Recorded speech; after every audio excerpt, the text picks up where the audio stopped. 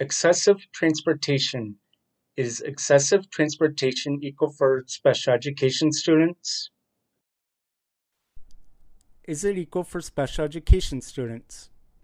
The Individuals with Disabilities Education Act, passed by the United States Congress in 1975, is intended, quote, to ensure that all children with disabilities have available to them a free, appropriate public education that emphasizes special education and related services designed to meet their unique needs and prepare them for further education, employment, and independent living, end quote. Title 20 of the United States Code, Chapter 33. Special education from the student point of view. I was in special education in elementary school and middle school and experienced the consequences of it in high school and beyond. I'm David Potter. I survived special education, not a joke. Excessive transportation. Is excessive transportation equal for special education students? What does the law say? The Congress finds that 1. The maintenance of dual school systems, in which students are assigned to schools solely on the basis of race, color, sex, or national origin, denies to those students the equal protection of the laws guaranteed by the 14th Amendment. 2. For the purpose of abolishing dual school systems and eliminating the vestiges thereof, many local educational agencies have been required to reorganize their school systems, to reassign students, and to engage in the extensive transportation of students. 3. The implementation of desegregation plans that require extensive student transportation has, in many cases, required local educational agencies to expend large amounts of funds, thereby depleting their financial resources available for the maintenance or improvement of the quality of educational facilities and instruction provided. What needs to change in the law? Disabled students are segregated. There's a law called Individuals with Disabilities Education Act in 20 U.S.C. 33. This chapter and that chapter need to be combined into a single chapter. What does the law say?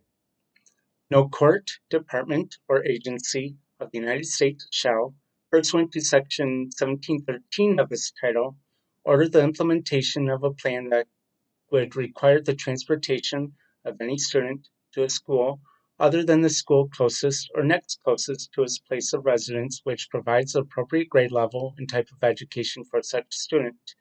20 U.S.C. 1714, lowercase a. What needs to change in the law? Look at the phrase race, color, sex, or national origin in these sections. 1701 says all children are entitled to equal educational opportunity. 1702 refers to the 14th Amendment of the United States Constitution. 1703 refers to deliberate segregation. Chapter 39 is titled Equal Educational Opportunities and Transportation of Students. Chapter 33 is titled Education of Individuals with Disabilities. Chapter 39 eliminates a dual school system based on race, color, sex, or national origin, but Chapter 33 creates one based on disability. The 14th Amendment is not mentioned in Chapter 33. What does the law say? 4. Transportation of students, which creates serious risks to their health and safety, disrupts the educational process carried out with respect to such students, and impinges significantly on their educational opportunity, is excessive. 5. The risks and harms created by excessive transportation are particularly great for children enrolled in the first 6 grades, 20 U.S.C. 1702. What needs to change in the law? Apply this to disabled students. What does the law say? No state shall deny equal educational opportunity to an individual on account of his or her race, color, sex, or national origin by, lowercase a, the deliberate segregation by an educational agency of students on the basis of race, color, or national origin among or within schools, 20 U.S.C. 1703. What needs to change in the law? Apply this to disabled students. How does this law impact my life? Preschool. My siblings did not travel 20 miles one way when they were that age? I did. We were in the northern part of the county. My preschool was in the southern part of the county. It was not the closest or next closest to residents in the northern part of the county. In the Twin Cities area, the other city's school district didn't have the preschool I was in 20 miles away. Kindergarten and first grade.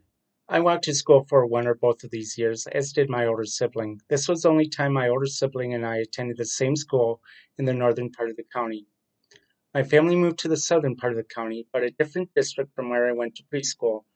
During either the end of my first grade year or beginning of my second grade year, my sibling was 3 grades ahead of me. Elementary school. After moving, I attended the same elementary school as my older sibling. Then I was placed into special education at the district's other elementary school, further from home. I rode one bus to the first elementary school. While the driver took a break inside, myself and others in the same situation waited outside, regardless of the weather. We were not allowed to enter the building, except when we were allowed to stay in the entrance during heavy rain or extreme cold. When the break was over, I returned to the same bus with the same driver and returned to the area about a mile east of where I lived to a school over 1 mile away from where I started the second trip. Middle school. The district at the time had 2 elementary schools, 1 middle school and 1 high school. My older sibling was in high school and my younger sibling was in elementary school, and I was in middle school. We moved during this time, closer to the high school. I rode the bus to the middle school from both houses. High school. I was walking distance in high school. I used my bike until it broke down and ended up walking until I could drive and had use of a car. Golden Rule. Disability is the one group that anyone can join for any reason at any time. Discrimination on the basis of disability harms everyone. You don't want to be treated the way the disabled are treated. Subscribe on your favorite platform to get notified of new episodes. Visit the website at notajoke.net. I'm David Potter. I survived special education, not a joke.